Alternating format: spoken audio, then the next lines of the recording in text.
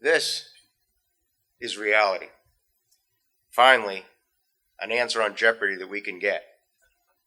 If you can't see it, it says in 1977 he starred in Slapshot and graced the cover of the first issue of Us magazine in a story about auto racing. And that person, do you have that cover? No, it's okay. We got through it, right? So there's Paul on the cover of Us magazine. My name is Carl Fredrickson, and I'm the publisher of Speedway Illustrated. I have the happy privilege of inducting Paul Newman into the Near Hall of Fame today. You know, there's another aspect about that Us magazine cover, that while filming Slapshot in Syracuse, New York, Paul phoned the promoter at Weedsport to see if someone in the area might have a car that he could hot lap at that dirt oval on a Thursday night. So Will Cagle was summoned. He arrived with his primary car and his backup car, a pair of fire suits. And you remember, Will Cagle always wore gold fire suits. So I wonder, you know what? I got to stop because April May says I only have 4 hours. And suffice to say, this notion of hot lapping cars that belong to pals became one of Paul Newman's signatures. Once he was running the Razor's Edge in a sprint car in California, going so fast he hit the front stretch wall and almost turned it over. All the people who were there helping him run that car, it was Ron Schuman's car, by the way, ran over to Paul, who looked up with a big grin on his face and said to Doug Stokes, "How are you going to explain that to Joanne?" Meaning his wife, Joanne Woodward. He tried legend cars at a track in Connecticut, and he spent a memorable day at Star Speedway with Bentley Warren. Bentley wanted to be here and share it with us today, but he's not feeling well, and more than anything, he called yesterday to say he didn't want to make anybody here sick. So Bentley is particularly disappointed that he didn't get to see Bobby Seymour go into the Hall of Fame as well, because Bobby was there that day too. Bentley did share that Paul's concentration around race cars was really, really something. And as you mentioned, we all know Paul as an actor. And you may know about his service in the military during World War II. He enlisted in the Navy 3 days before his 18th birthday, and he wanted to be a pilot, but he was colorblind. And so he wound up in the rear-facing seat of a Grumman Avenger torpedo bomber. You can imagine what your life is like flying backwards all the time. I can't imagine the courage. So there's a lot about Paul Newman, but I'm going to be conscientious of my time, because if there's anything I learned about him during this research, is that he would be honored to be recognized alongside racers like Skip Barber, Peter Daniels, Russ Dowd, Mike Ricci, Rick Martin, Bobby Seymour, and Dale Shaw. So no more time will be allotted for Paul Newman, because that's the way Paul Newman would want it, just to be one of the guys. This is what racing afforded him. A lot of us know a modified racer from Danbury, Connecticut named Jimmy Dolan. Well, Jimmy crewed for Paul Newman in 1989. And he said, you know, we'd go to a restaurant before the rush. He said, but remember, Paul had a face you could recognize from 50 yards away. Pretty soon we'd see the workers start making their way to the payphones in the restaurant. And before you know it, the restaurant was filled with people. He said, I felt so bad for him, would have to leave without getting anything to eat. But racing was different, because racers weren't too crazy about Paul Newman. Literally, they didn't go bonkers. He was just another guy. As Near Hall of Famer and Newman's friend Sam Posey said, Paul's celebrity status was negligible at the racetrack. Racing people are busy with their own scene, he said. They don't have time to notice what the hell Paul Newman is doing. And he said, us racers are pretty egocentric ourselves, too. There's Paul Newman. Big deal. I'm here, too. Pay attention to me. So I'm sure Paul would love this. And I'm sure he would be at that bar with a cold Budweiser in hand, free from adoring moviegoers, to chat with this year's inductees. He'd likely visit with Skip Barber, whose shared love of Lime Rock is profound. Maybe they'd rerun a few races, or maybe they could talk about a dinner they had in Marietta, Georgia, which was the driest town in the country back then. And Skip lamented not being able to get a drink. And Paul reached under the table in that dry town, grabbed a cold Budweiser from a case he had snuck in there. He'd want to connect with racer turned announcer Russ Dowd. He'd want to talk about their common experiences. He'd ask Rick Martin about getting around Seekonk.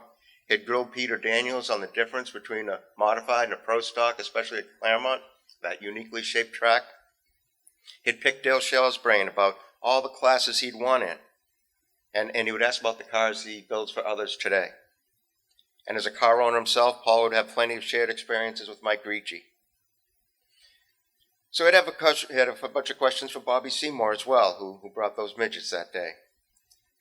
But Paul's attraction to racing came easy. Success at it did not. Friend, car owner, and competitor Bob Sharp said his first year of competition was a struggle. Newman wasn't naturally fast, but he had a sensitive touch, and he was easy on the equipment. Posey said of those early laps, "I didn't think he had what it took to make it." But Paul Newman had other ideas. Over the next 5 decades, he won Trans Am races. He won the SCCA runoffs 4 times, the SCCA National Championship 3 times. He won in his class and finished second overall in the only Le Mans start he made in 1979. And he won in the final competitive race he entered at age 82 in 2007. There are many, many more highlights, including as a car owner with Newman Haas with 54 wins and 8 championships. But this isn't the time for a race-by-race rundown. I'd like to spend the last couple minutes of my time here to share what made Paul Newman's racing watch tick.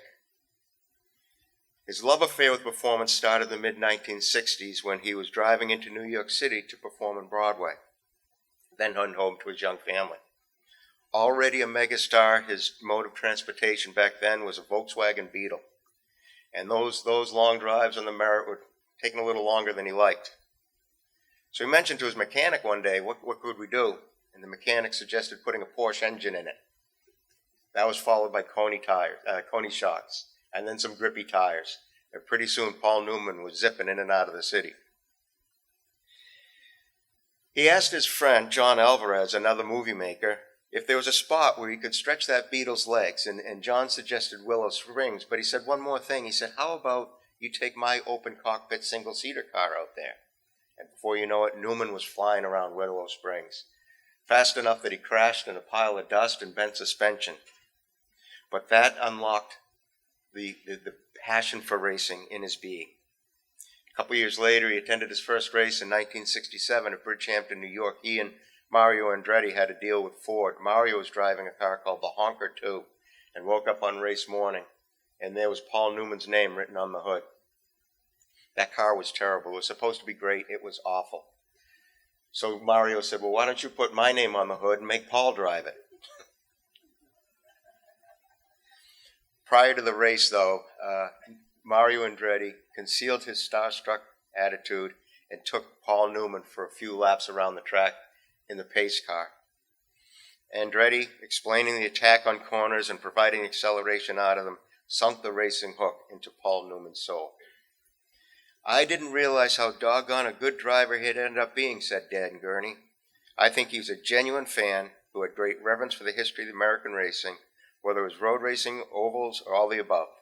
He caught the same virus that a lot of us managed to get. A year after that co-drive with Andretti, preparations for the critically acclaimed movie Winning were being made. We had to walk, talk, and drive like race car drivers. And we did it, said co-star Robert Wagner. The only difference was he absolutely loved it, and I was scared shitless. Newman used racing, as he said, to get away from the rubbish of Hollywood. As such, he was not inclined to bring Hollywood to the track, and his helmet and his car just carried PLN, Paul Leonard Newman. That was his name there. And at those beloved track days, he got to be just Paul. One of the things they'd do is bring a potluck for lunch at Lime Rock, and Paul would make salad and dressing. And one day, Ellen Grisdiak, who was married to Sam Posey, and she remembered they were in a motorhome at Road Atlanta. And they said, hey, why don't you bring that to market? And Paul saw a way he could help people. So he and his old pal A.E. Hotchner launched Newman's Own. And Ellen, an artist, drew that drawing of Paul's face that you saw on the label in the beginning. We all know the rest of Newman's Own among Paul's many philanthropic and charitable donations. millions of dollars donated, millions of lives changed. But sometimes those words like millions and hundreds of thousands, they just turn into words about numbers. But sometimes we get a glimpse of what it really does. This week, on Wednesday night, just this past Wednesday, I was getting ready for my league hockey game. I play hockey. I'm a goalie. And sometimes it seems like my job is just to let pucks in the net. But we're suiting up in the locker room, and one of my teammates is a fellow by the name of James Price. And he's in love with racing, particularly SCCA. And he has a son, Ian. Excuse me. Ian's a happy, healthy, athletic 14-year-old. But one day he didn't feel so well. So his mother took him to the doctor. Many tests confirmed that a cancerous tumor had enveloped much of his brain. And nearly a decade later, Ian can barely walk. His speech is slow, and it's strained. But he's incredibly upbeat, and his attitude inspires many. I mention this because when I said to James that I'm inducting Paul Newman today, his eyes lit up, and he forgot all about Paul Newman, the racer. And he talked about Paul Newman, the camp creator. See, Ian, oh, thank you. You're always there for me. That's vodka.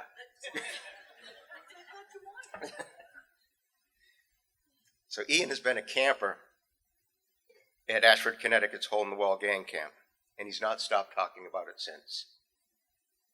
James said the camps are so wonderful, including that the dialysis machines are designed to disappear into the floor during the day.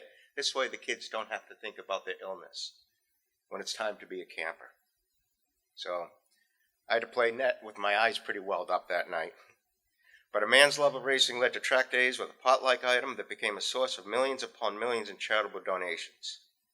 Gunnar Jeanette, who once was the youngest driver in the field at 17 and a teammate to Paul Newman, who was 75 at the time, said, "The guy lived a life we should all strive for." Everyone in this room recognizes the value of the word racer, and we recognize how much the source of such a compliment adds to its value. There is no greater depth in that than Mario Andretti, who said, "Paul Newman was one of us. He was a racer." So would you join me in welcoming Paul's daughter, Clea, Newman Soderlund, who is a director of the Serious Fund Children's Network, the parent organization for Hole in the Wall. And as she makes her way up there, I think if we make enough noise, the great Paul Newman might hear us.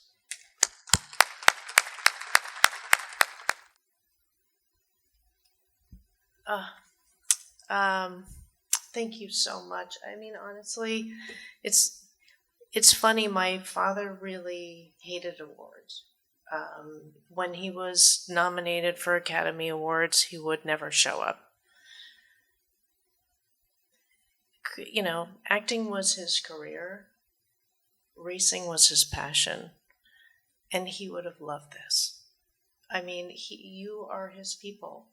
And I spent my entire childhood either at horse shows, because I was a horseback rider, or at racetracks on the weekend. And I spent as much time with growing up with all of you as, frankly, my father did. He really became the man that he wanted to be with you guys. So this is such an honor for me to be here. You made me really weepy. Yeah, I love you guys, and I'm sad my dad's not here because he really would have enjoyed this, and he definitely would have been. He definitely would have had some kind of 6-pack of Budweiser underneath the table. But thank you. This is really lovely. I appreciate it. Oh. And I'm wearing Dad's jacket. So this was his 1986 SCCA champion jacket that he gave me, I don't know, probably 30 years ago. And this was my lucky jacket. I used to wear this when I was riding, and then I would take it off right before I went in the ring. So this was my good luck jacket. So